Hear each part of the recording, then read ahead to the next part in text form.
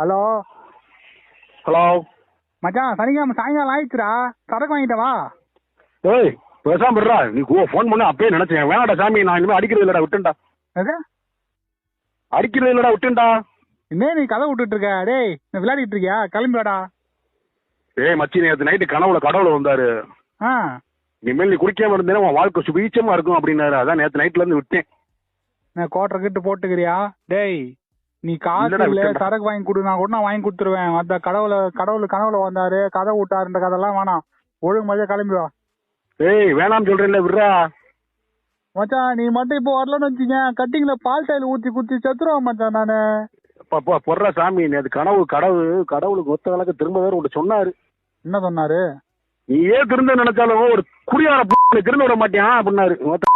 அதே தான் நடக்குது இப்ப. சின்ன பொருள் வரேன். வா மச்சான். திருந்தே விட மாட்டாங்க.